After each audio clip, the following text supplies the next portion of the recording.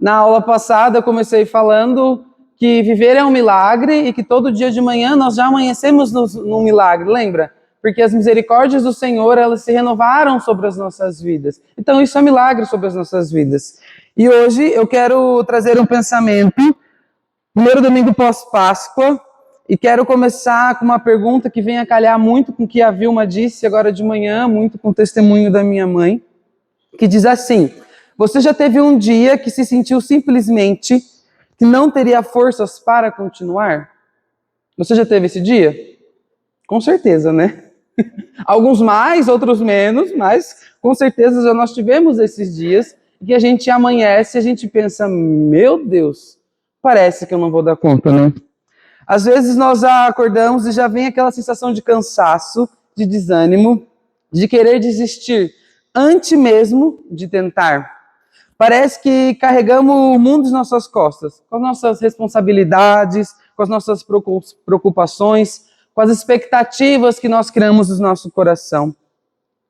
E é fácil achar e a gente pensar que tudo depende de nós, das nossas habilidades, das nossas forças e da nossa vontade. Muitas vezes a gente tem essa tendência, o ser humano ele tem essa tendência de querer ter tudo no controle. Eu, pessoalmente, detesto ser pego de surpresa. Quem trabalha comigo no dia a dia, de segunda a sábado, sabe que eu sou extremamente chato, extremamente exigente com as coisas que eu faço. Por quê? Porque eu não gosto de ser pego de surpresa. Quando você é pego de surpresa, você não está preparado. Muitas vezes você fala, para onde é que eu vou correr? E não tem coisa pior do que a gente ser pego com o quê? Com as calças curtas, não é verdade? Porque a gente fica acuado, a gente não tem uma resposta imediata. Mas eu quero ler uma passagem que Paulo escreve aos Gálatas, lá em Gálatas 2:20. E pensando nisso, né, mas será que é assim que Deus nos chamou para viver? Sempre tentando, querendo controlar todas as coisas e se frustrando e cansando? Gálatas 2:20 diz assim: fui crucificado com Cristo, mas assim já não sou eu quem vive, mas Cristo vive em mim. A vida que agora vivo no corpo, vivo-a pela fé no Filho de Deus, que me amou e se entregou por mim. Amém? Que verdade poderosa, né? Paulo nos lembra que quando entregamos a nossa vida a Cristo, não estamos mais sozinhos. Não sou mais eu quem vivo, mas quem vive em você? Quem vive em nós? Cristo vive em nós. Amém? Ou seja, não é mais eu tentando dar conta de tudo. É Cristo vivendo e sendo minha força. É Cristo sendo a minha esperança. É assim que nós cremos. Hoje, eu e você, nós podemos enfrentar os desafios, não mais com limitações, mas com a presença viva de Jesus dentro das nossas vidas. Amém? Nós podemos sorrir, nós podemos avançar, nós podemos ter a coragem, não porque somos nós, não é por causa disso, mas porque é Cristo em nós. Porque Ele é suficiente em nossas vidas. Então hoje, todos os dias, antes de você começar algo, tudo que temos que fazer é lembrar: eu não estou sozinho, Cristo vive em mim, Ele é minha força, Ele é a minha vitória. Amém? É assim que nós vivemos, é assim que nós caminhamos e é assim que nós avançamos. Amém? Como é bom a gente poder acordar de manhã e ter a nossa mente refrescada com isso. Vamos lá então para aquilo que a gente tem estudado. Nós temos conversado um pouquinho sobre as parábolas, certo? A gente já viu lá na primeira aula todo o contexto histórico, toda a estrutura da sociedade judaica naquela época. Vimos como o ensino é importante. Vimos também na aula passada e começamos a estudar a estrutura da parábola propriamente dita, né? E o primeiro ponto que a gente trabalhou é que o quê? As parábolas, elas se utilizam-se de elementos e coisas do dia a dia, de coisas do nosso cotidiano. Então a gente estudou algumas parábolas que falavam de elementos muito simples, por exemplo, como fermento. Deus usando os elementos do nosso dia para ensinar verdades espirituais para aquele povo naquela época. E hoje nós vamos avançar mais um pouco. Hoje nós vamos ver mais uma característica das parábolas. Uma segunda característica das parábolas que nós vamos falar nesta manhã é que as parábolas, elas se utilizam-se de linguagem simples, mas com profundidade espiritual. Então nós vimos que as parábolas, elas utilizavam elementos do dia a dia, como a questão do fermento, como a gente viu a questão do campo, da semente, né, a fé como um grão de mostarda, esses elementos do dia a dia, para nos trazer um ensinamento. E hoje a gente vai ver que as parábolas, elas se utilizam de uma linguagem simples, uma linguagem acessível, mas com profundidade espiritual. Então as parábolas utilizam imagens cotidianas e uma linguagem acessível. Como a gente viu, as parábolas têm características de serem histórias curtas e compreensíveis para qualquer ouvinte, mas que contêm significados espirituais que nem sempre são percebidos imediatamente. Essa tensão entre simplicidade extrema e profundidade interna, ela é intencional. Joaquim Jeremias, que é um teólogo, ele diz assim, que as parábolas de Jesus, elas são como se fossem teologias em miniatura, ou seja, onde tem um conteúdo profundo do reino de Deus, que é encapsulado em cenas comuns do dia a dia. Quando a gente lê uma parábola, a gente vê algo muito simples ali, mas quando a gente para e começa a discutir, a gente vê o quão profundo é aquelas coisas que as parábolas estão nos contando. O quão profundo era aquilo que Jesus ensinava àquele povo sobre as verdades espirituais. Ela afirma que Jesus usava a linguagem do povo não apenas para facilitar o entendimento, mas para testar o coração dos ouvintes. Quem tivesse ouvidos para ouvir perceberia mais do que as palavras dizendo superficialmente. Ou seja, as parábolas, elas tinham verdades ocultas. Jesus sempre falava, quem tem ouvidos, ouça. Era muito simples, mas era muito profundo. A gente vai ver hoje algo muito interessante. O ensinamento, Jesus ele quer nos ensinar constantemente, certo? E ele dá essa disponibilidade, mas o entendimento não é para todos. A revelação não é para todos. A revelação das parábolas não era para todos. Era para quem? Para quem você acha que era? A gente já conversou um pouco sobre isso. Para quem você acha que era o entendimento ou que era revelado nas parábolas? Alguém consegue me dizer? Vocês estão quietinhos hoje, gente. O que aconteceu? Sim, era para todos nós. Desde que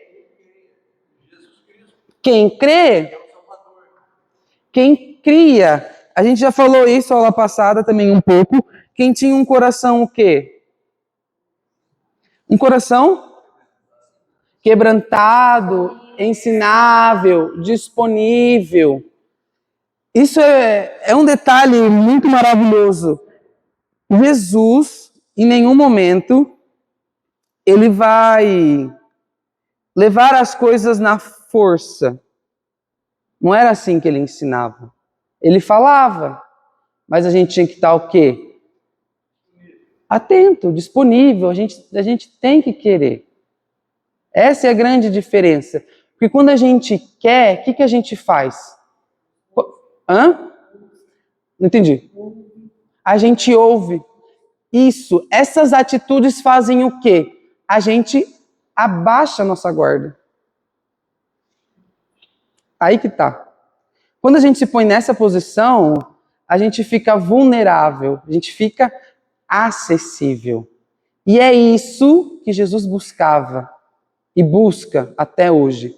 Nós sempre temos que estar vulneráveis no sentido do quê? Acessíveis. Não é vulneráveis de fraco, porque eu acabei de ler Gálatas 2:20. Eu não posso me contradizer.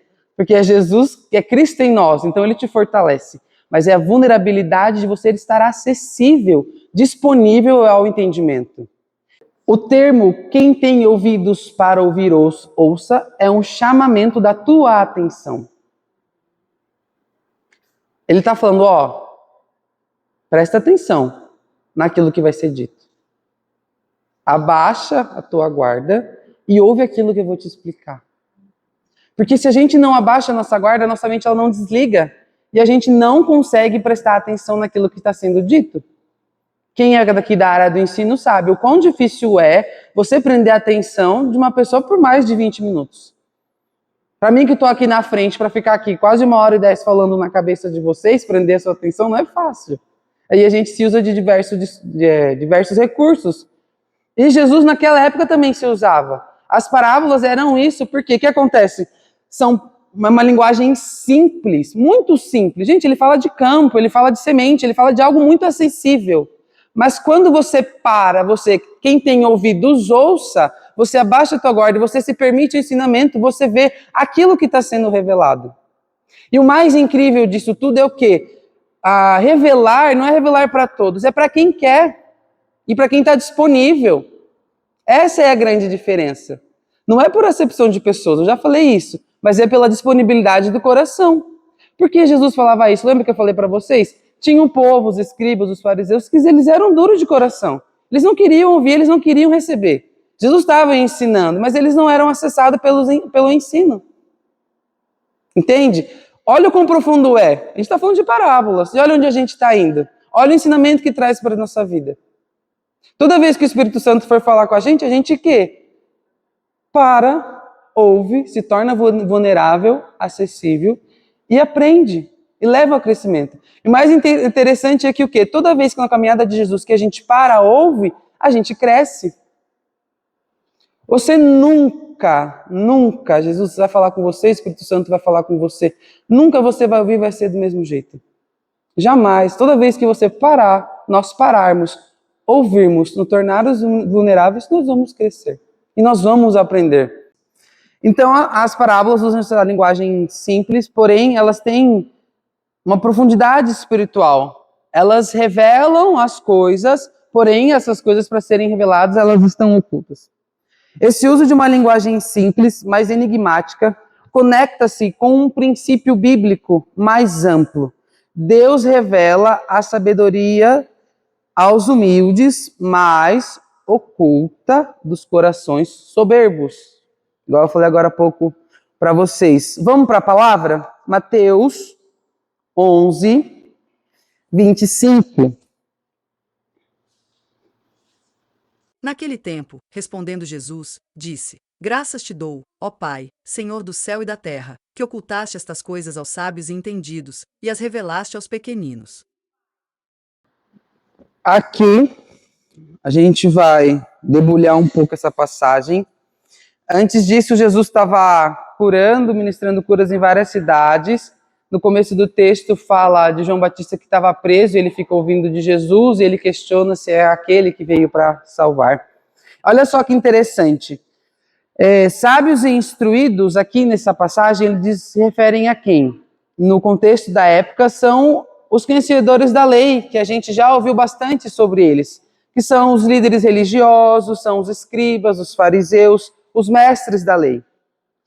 E os pequeninos, o termo pequeninos no grego quer dizer népios, que significa literalmente criança pequena, frágil, dependente, não autossuficiente. Olha só as coisas se ligando, tudo aquilo que eu já falei para vocês agora no começo. Jesus está agradecendo ao Pai, porque daqueles que se julgam sábios, têm um coração endurecido, essas coisas são ocultas, mas aqueles que não são autossuficientes, são pequeninos, que são dependentes, essas coisas são reveladas. Não era para ser o contrário? Não era para o sábio saber, ter acesso, e para o pequeno... Exatamente. Olha só que interessante. Então Jesus ele louva ao Pai por um princípio espiritual. A revelação divina não depende do intelecto, da tua capacidade. Você não vai receber do céu porque você sabe. Graças a Deus. Você não vai receber do céu porque você sabe, porque eu sei, porque eu sou inteligente. Negativo. Nós vamos receber do céu por causa do quê? Por causa da postura do nosso coração. Aí que está a diferença. Jesus chama os pequeninos não por uma questão de capacidade intelectual, não é isso, mas pela disposição do coração. Os humildes são como crianças espirituais, abertas para receber o que Deus tem para revelar. Jesus agradece porque isso mostra a lógica do reino. Não é pelo mérito humano, não é pelo intelecto humano, mas pela humildade espiritual que alguém entende a verdade.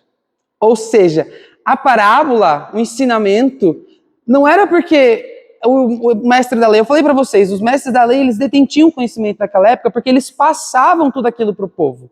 Eles tinham algo muito poderoso, que era a lei, que era o conhecimento.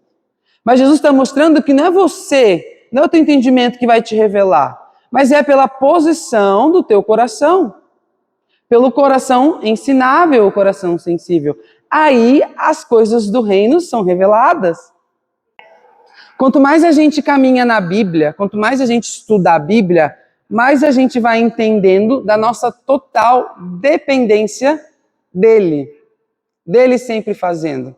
Dele, sempre vai ser ele. A gente vai estudando e a gente vai vendo, quanto mais a gente deixa ele fazer, mais as coisas do reino, que são sobrenaturais, a gente vai ter acesso.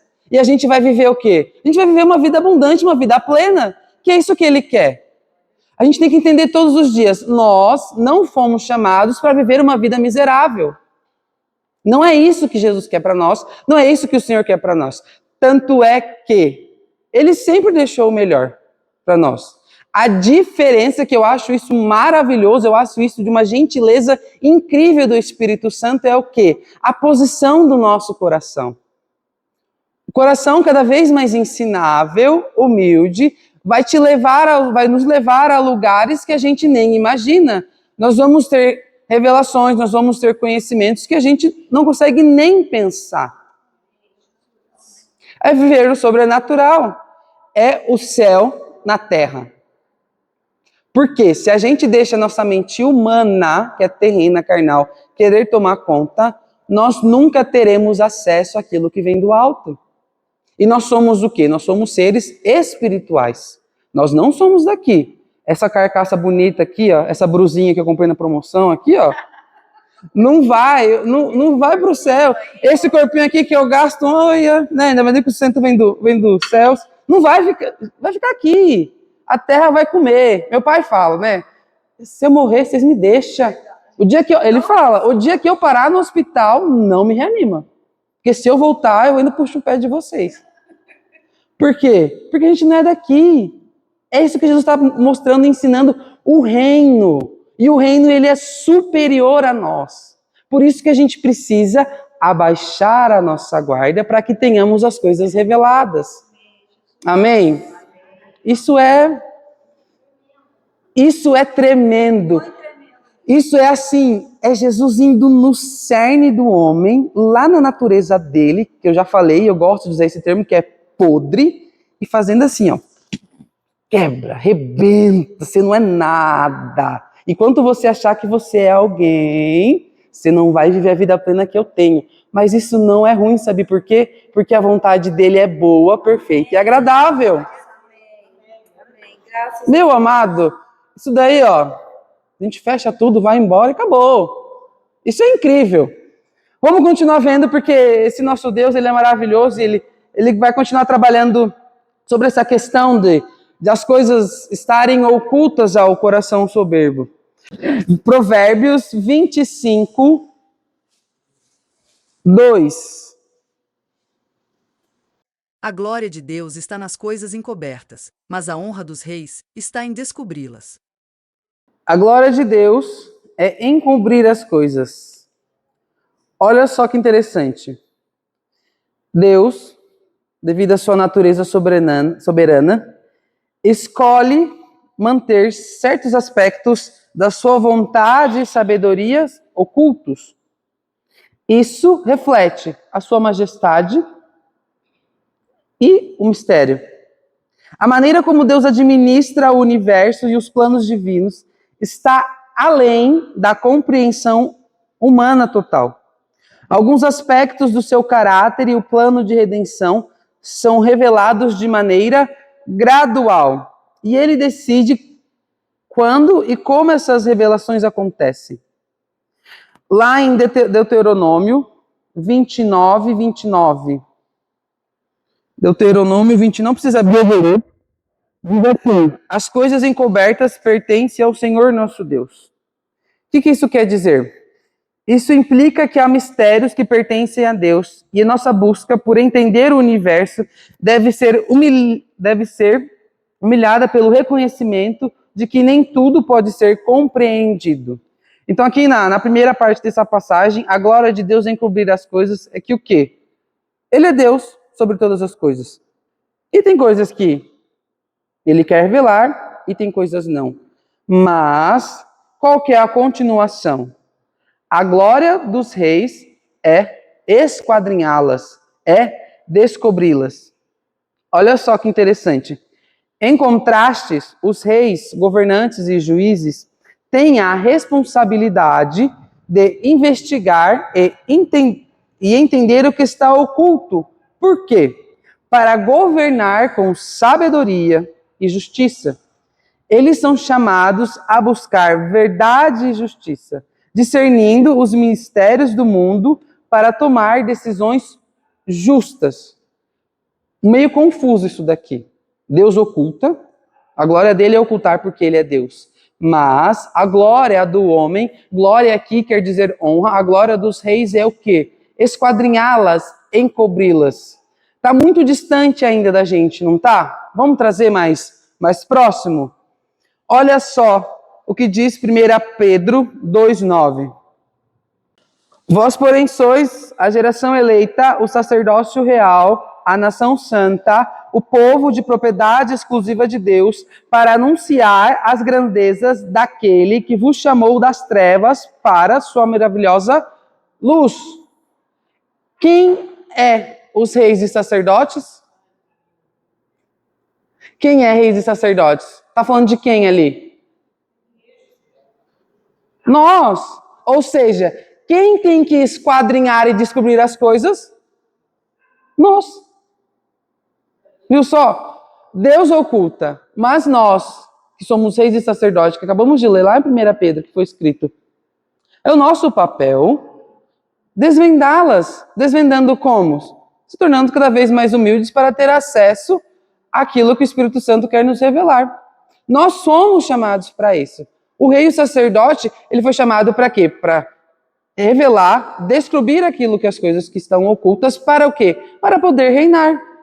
Eu falei na aula passada, que lá em Curitiba eles usam muito o termo sobre reinar em vidas. Por quê? Porque nós somos reis e sacerdotes. Então o rei, para ele reinar de forma correta, ele tem que ter conhecimento.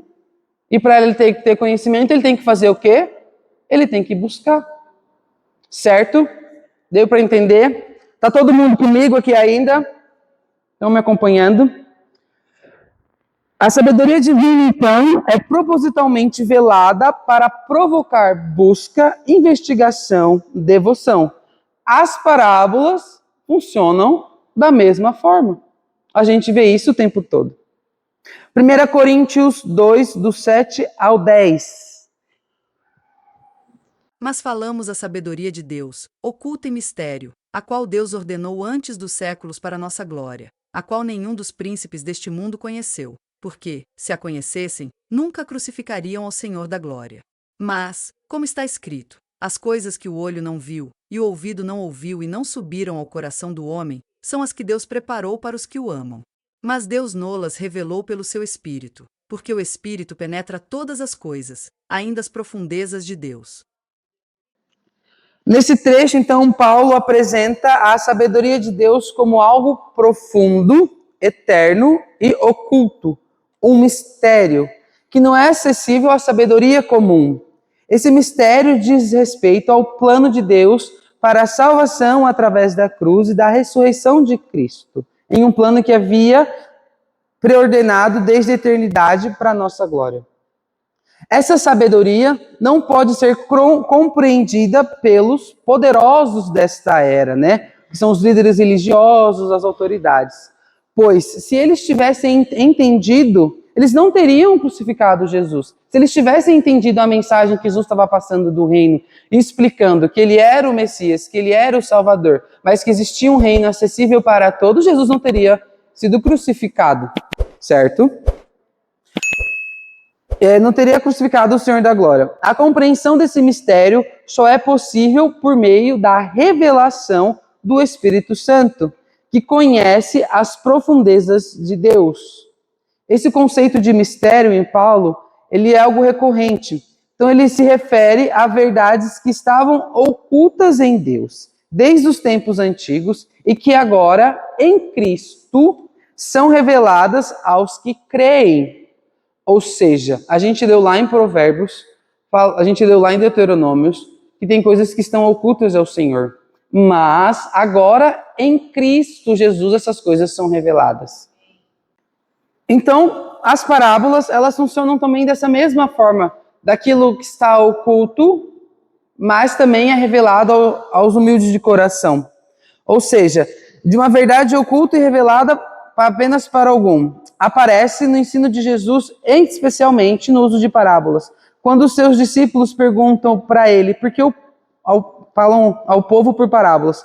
Jesus responde, lá em Mateus, que a gente já leu, 13:11, não precisa abrir, a vocês foi dado o conhecimento dos mistérios do reino dos céus, mas a eles não. Por quê? Os discípulos já caminhavam com Jesus, já sabiam quem era Jesus e já entendiam que ele era o Messias. Dentro deles, eles já tinham aceitado e já viviam isso. Nós aceitamos Jesus, nós sabemos quem é Jesus, nós aceitamos a Ele, nós vivemos, Ele vive em nós. Então, nós também temos essas revelações e esses entendimentos, certo?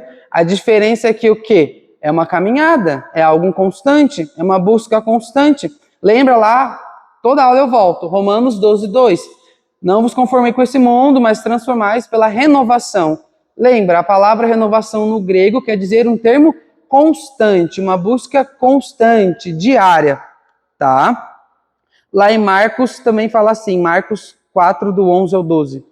A vocês foi dado o mistério do reino de Deus, mas aos de fora tudo é dito por parábolas, para que, ainda que vejam, não percebem, ainda que ouçam, não entendam. Assim como Paulo fala de um mistério escondido e revelado pelo Espírito, Jesus afirma que o mistério do reino é revelado àqueles que têm o coração aberto e permanece ocultado dos que estão indiferentes ou ocultos. Nós já conversamos sobre isso também, né? Ou seja, as parábolas então serviam, portanto, como um meio de revelação para alguns, elas revelavam as verdades do reino, mas para outros ela era oculta. Funcionavam como um meio de ocultação para outros. Por quê? Não tinha um coração ensinável, não tinha um coração acessível. Em todas essas histórias, o reino de Deus ele é descrito como algo inicialmente invisível aos olhos humanos, mas que se revela aos que buscam com fé. A nossa fé, ela também é prática nisso. O nós crermos, nós temos a nossa fé, nos possibilita também de termos acessos à revelação de Deus. Dentro dessa linguagem simples, então, que a gente viu sobre as parábolas, a gente debateu muito em relação àquilo ser revelado, aquilo que está oculto. Também tem em relação à interpretação e à sabedoria bíblica. As parábolas, elas têm profundidade, né? A profundidade de uma parábola está, olha só que interessante, a profundidade de uma parábola está proporcionalmente ligada ao nível de comprometimento espiritual do ouvinte. Ou seja, é a história do rio. Existem águas que dão aqui. Existem águas que dão aqui. Existem águas que dão aqui. Mas existem águas que são profundas, que a gente imerge. As parábolas também têm essa mesma capacidade. A pessoa que está ouvindo, ela vai receber o tanto quanto ela está disponível para receber. Ai, Natan, mas isso é egoísmo de Deus? Não, muito pelo contrário. Isso é gentileza. Tá te dando, tá te mostrando. Agora, nós que vamos querer. O quanto minha guarda está abaixada para eu aprender. E é muito particular de Deus com a gente, porque vai muito do teu relacionamento com Ele, né? Da tua busca, da sua entrega, exatamente. Eu tenho certeza de tudo aquilo que a gente tem conversado, em cada um de vocês vai agir de uma forma. Tudo aquilo que eu tenho falado, dentro de cada um de vocês, ela vai reagir de uma forma.